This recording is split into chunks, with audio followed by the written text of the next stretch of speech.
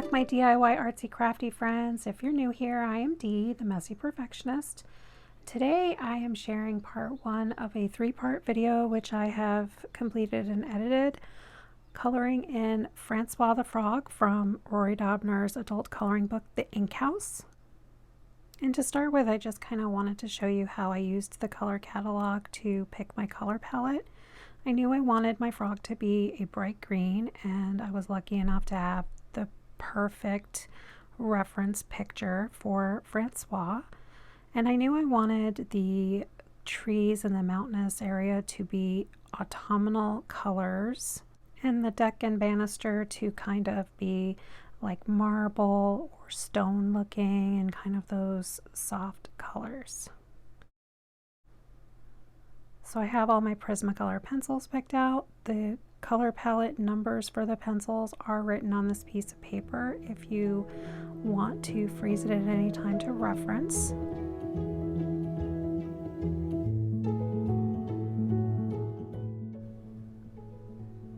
So I usually work from dark to light, and I'm kind of doing that here. I am learning. This is a learning channel, so with that I will give you guys a spoiler alert.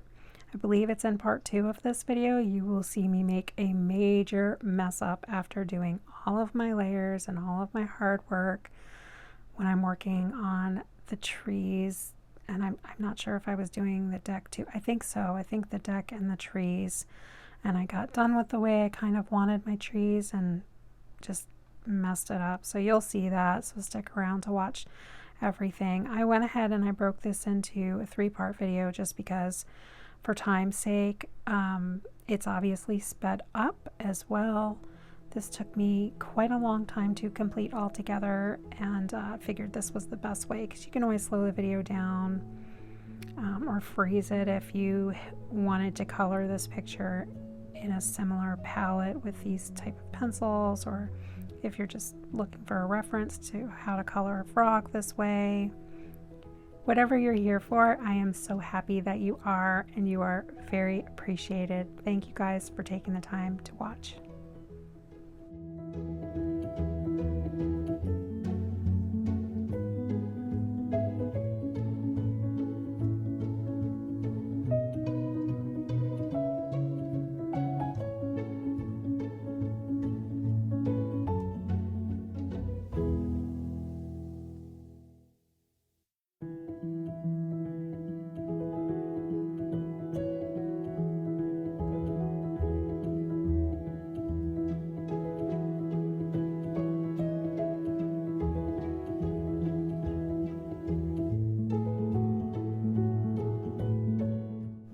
And for some odd reason, as I was doing this, I thought that little spot right there was a tail. Frogs don't have tails. Tadpoles have tails. I don't know what I was thinking, but it's okay because those are trees and trees are green. So I wind up blending it just fine, but I don't realize it right away. I kind of don't realize it until I'm halfway through coloring the trees that that's not a tail, and frogs don't have tails. So I don't know what I was thinking, but I just had to share that with you guys. It was funny.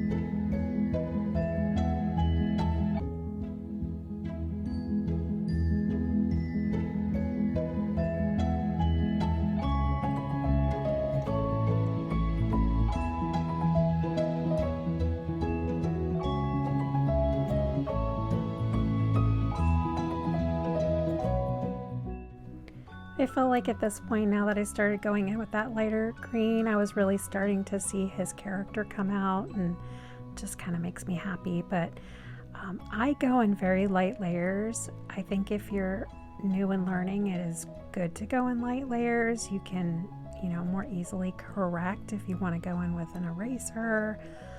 Much easier than going in dark. And then just to blend and layer, it's just, I guess I take a lot of time, and maybe I'm going really slow to someone else who's been coloring for a long time, but this is how I do it right now, as I am learning to better blend and, again, use my pencils to their full potential.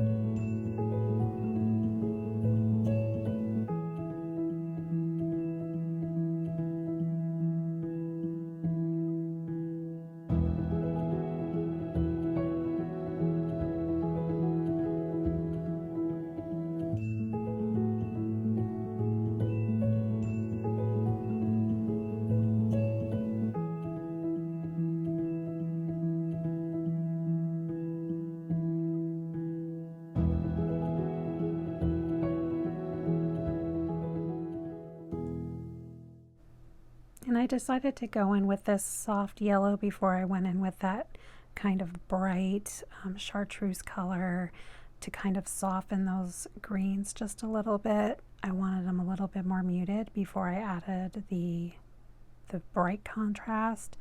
And then, you can always go back in and add more, but I like the effect that adding that pale yellow to the green and kind of pulling it up, how it blended.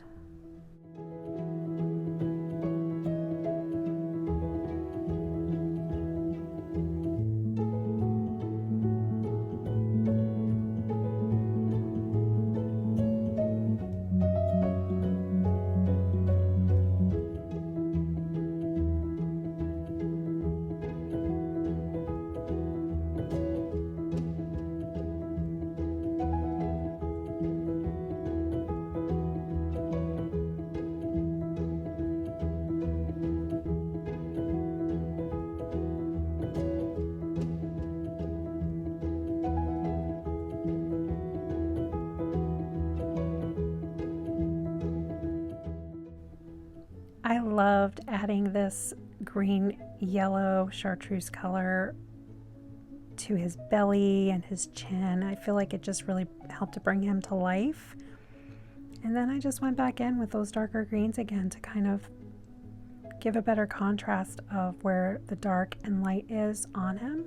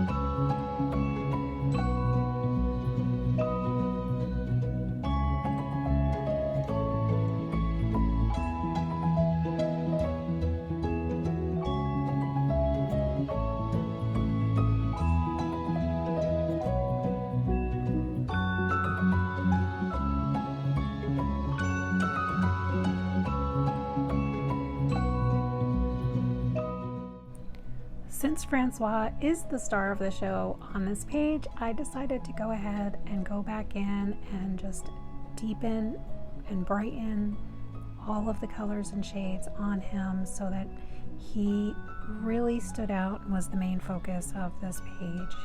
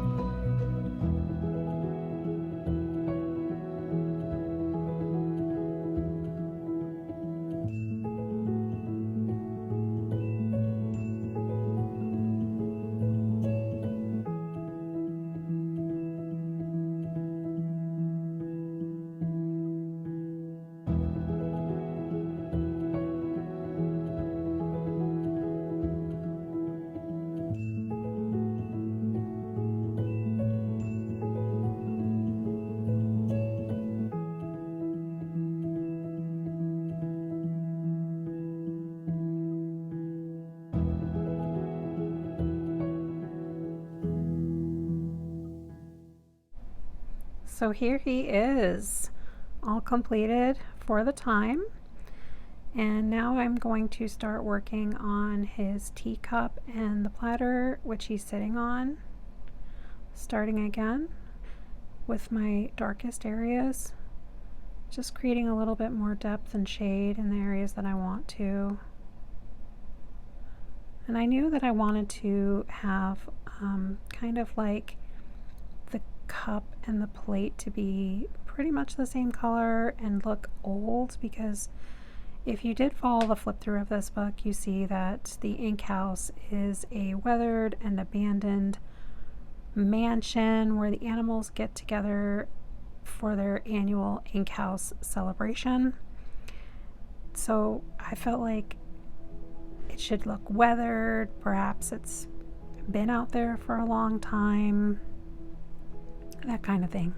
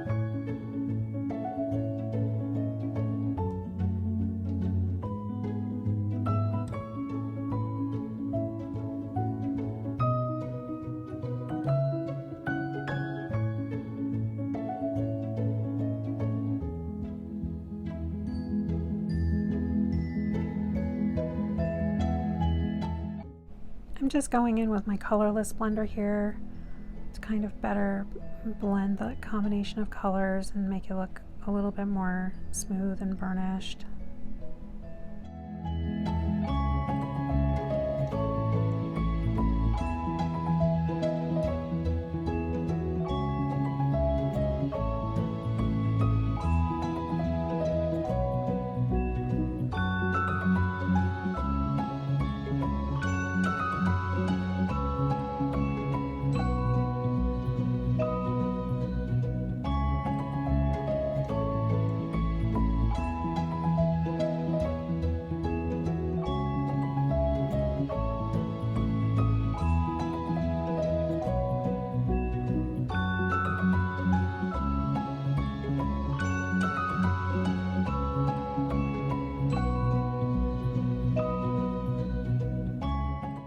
Now I'm working on the last part of this section, which is the saucer.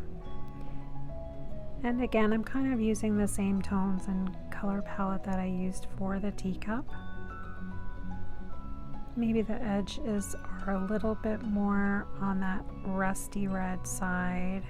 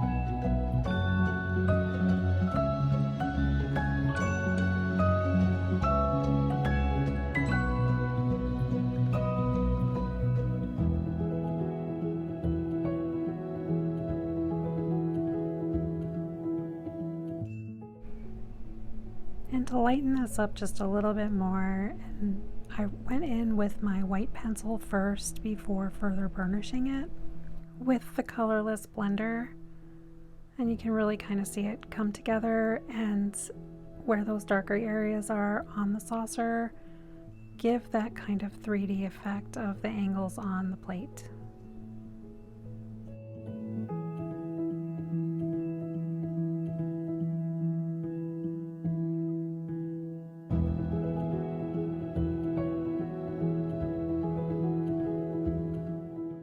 And at this point, I'm just adding the few little finishing touches that I wanted to add. And then that completes part 1 of this 3-part color along, coloring in Francois the Frog in Rory Dobner's book, The Ink House. I thank you all for watching. If you found this video fun or helpful, please be sure to leave me a like, consider subscribing. I will be trying to upload all 3 parts a day apart, so make sure you hit that notification bell if you'd like to see the rest of how this came out. Thank you again so much for watching. I appreciate all of you so much, and have a great day. Bye.